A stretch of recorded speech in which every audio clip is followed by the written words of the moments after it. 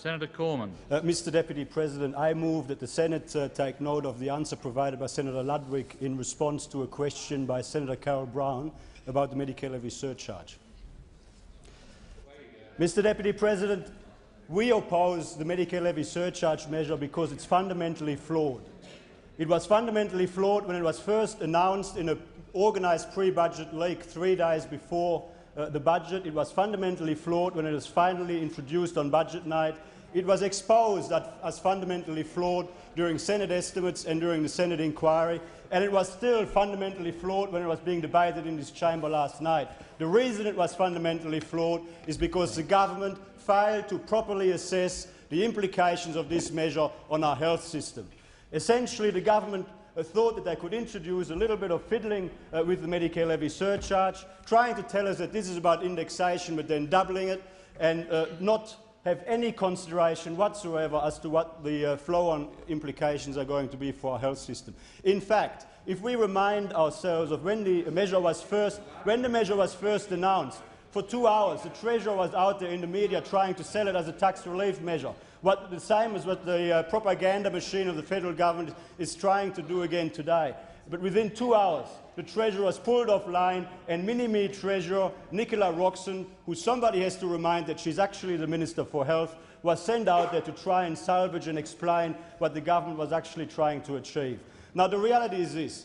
Increasing the Medicare Levy Surcharge thresholds, the way it is proposed, will put huge additional pressure on older Australians, on families and on the most vulnerable in our community, because it will push up the price of health insurance premiums, it will put additional pressure on public hospitals, and it will actually see up to 1 million Australians leave the private health system. Now, do you think that the federal government made any attempt to actually assess the impact of a measure like this on the health system? No, they did not. The only thing the federal government did was cost and model the implication of this measure on its budget bottom line.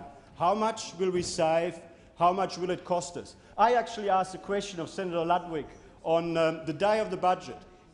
When did you actually advise the people about this measure before the election? And he couldn't answer the question. If this was really a tax relief measure, a popular tax relief measure, don't you think the then opposition would have announced this particular measure before the election? Don't you think that they would have tried to use it to win some votes?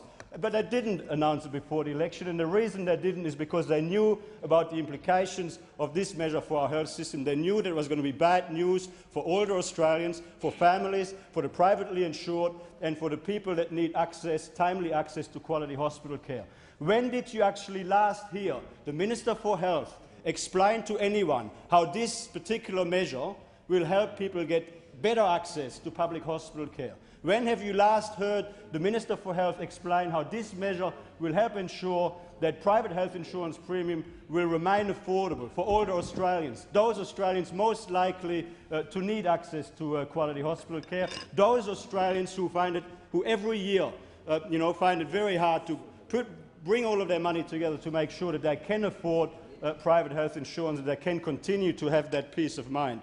Now, the government propaganda machine out there is working overtime. They're trying to tell people this is a tax relief measure. If that is the case, why does the government discriminate against those Australians in those same lower income tax brackets that also take out private health insurance? Why do they not, if they want to provide a tax relief measure, why don't they do it in a way that doesn't have the same negative consequences for our health system? If they want to provide tax relief to people on lower incomes, why don't they do it in a way that is not going to have those disastrous consequences for our public hospitals, for our privately insured, and for the overall health system here in Australia?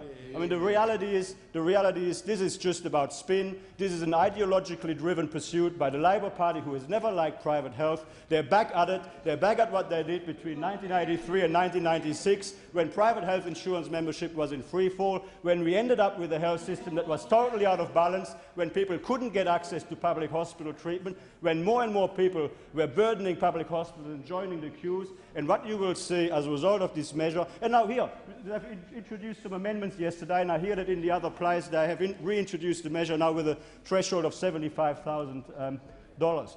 Now, You'd be amazed. You'd think, oh, well, there's going to be a significant change. We didn't get any information in this chamber on how this would play out, but there was a propaganda sheet circulated around the press gallery. Do you know what the difference in impact is going to be?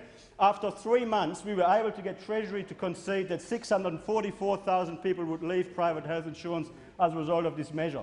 Now, with this new legislation, do you know how many it's going to be? 583,000. Senator Cormann, your time has expired.